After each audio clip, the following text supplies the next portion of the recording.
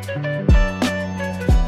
right, so for the past 3 years, the cheapest and only display that Apple's made has been the $5,000 Pro Display XDR, which would cost an extra $1,000 on top just for the matte finish and another $1,000 just for the stand. So when this new Studio Display got announced, you know, it's a very Apple design. It's a 27-inch 5K screen surrounded by all these little Apple bells and whistles.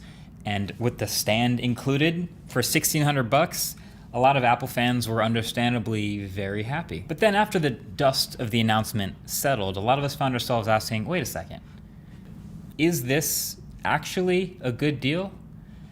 So now I've been using this display for about 2 weeks now, and I have an answer for you, but I need you to understand how I'm getting there. So for most people who are not interested and were never gonna buy this screen anyway, the is it worth it conversation basically comes down to the spec sheet and just comparing it with other similar displays. It's like when you go to buy a house and the appraisal just goes and looks at square footage and the number of bedrooms and bathrooms and materials used and proximity, and comes up with a price based on what other houses with the same sort of specs are going for. So this new Studio Display, it's 27 inches diagonally, 5K resolution, 600 nits brightness. It's a IPS LCD at 60 hertz with P3 color. It's got a webcam up top. It's got some speakers at the bottom, some USB-C ports around the back, and it's $1,600. So if I was an appraiser looking for a comparable house, I would be looking at the LG Ultrafine 5K. That is also a 27-inch 5K IPS LCD. It's at 500 nits, also at 60 hertz with P3 color, a webcam, some speakers, and some USB-C ports on the back. That's $1,300, but it's also 5 years old. And while there are not that many other 5K displays out there, there are a ton of 4K screens. And one of those would be the Dell UltraSharp U2720Q. That is also a 27-inch IPS LCD panel with thinner bezels, also at 60 hertz, and also with P3 color and some ports around the back. Super well reviewed, $589. So if you just go by the specs of the panel, it's actually pretty clear that this display and the tech you're getting for the price is a bad deal. But the second you're actually considering buying a display, you realize it's not just the display specs of the panel that make or break the experience, it's all the stuff that surrounds the screen for someone actually considering using it. And Apple products, they just have a habit of doing this thing where they don't have the best specs on paper, but they offer a unique combination of things that make it really hard to do any sort of one-to-one comparison because nobody else has that exact unique combination of things. Like, you know how they make up the most cherry-picked stats in NBA media? Like, oh, this guy just became the 3rd player ever to get a triple-double before his 26th birthday after eating Apple Jacks for breakfast that morning. Or like, wow, there's only 5 players to play 800 games and join the 13.5, 5.9, 1.4, 49, 30 club?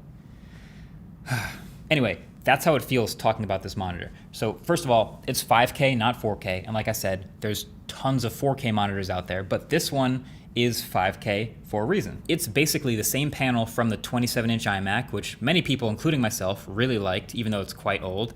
So it's sitting at a solid 218 pixels per inch, and it also benefits from being exactly twice the vertical and horizontal resolution of 2560 by 1440. So scaling is super clean and everything looks sharper as a result. And then as far as single backlight LCDs go, it's pretty solid. It's got bumped up to 600 nits, which is plenty fine indoors as long as you're not near any windows. I have not had any issues worse than normal with ghosting or light bleed as you see with some LCDs. But obviously it's nowhere near something like a mini LED display with separate backlight zones that can do really good HDR. And then this one I've been testing is the nano texture version, which is a $300 upgrade. It's extremely good at killing reflections, and it's impressive that it's this good for $300 when the same treatment on the Pro display was $1,000. But honestly, I still probably wouldn't recommend it unless you literally work with a window like right behind you or something, because the version without nano texture is always going to be slightly sharper and punchier and much easier to clean. But speaking of upgrades, this monitor, which has the stand permanently attached, so you know it's included, which is nice, but it has height adjustment, which is cool, right? It's nice, but the base version doesn't have that. And so this, just the ability to adjust height is a $400 upgrade to this stand. So the version without height adjustment is a little bit low, and I think a lot of people have started to notice that.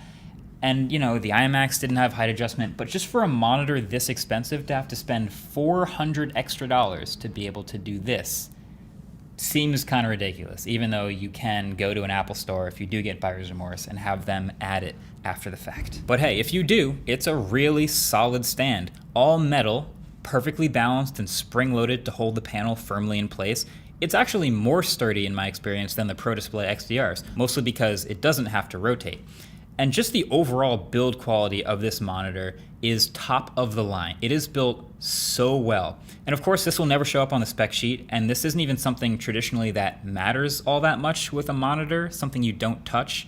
You know, a phone you want to be built well, things you hold and carry, but this is just gonna sit on your desk. But they went over the top with the build quality, the overall design aesthetic. So in a world of basically all plastic monitors, this one's full metal jacket, sharp corners, the precision drilled perforations at the top for ventilation, all of it kinda is in a class of its own, and I love it.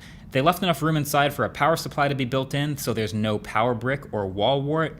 This is probably the best looking and best built monitor out right now. Now, of course, yes, you'd have to really care about something like that to spend extra on it if it's just gonna sit on your desk, but there also is a catch, and it's a really weird decision, but the power cable is not removable. I mean, when you look back here, it's a black plastic circle that looks like it should be removable, and it turns out if you pull really hard, you can actually rip it out the back, but it's pretty clear it's not designed to be removed by the user. This is from the same company that designed a new MagSafe connector for the new iMac. This is a super baffling choice. Turns out there's a special tool required to remove the Studio Display properly. I don't count that as user removable.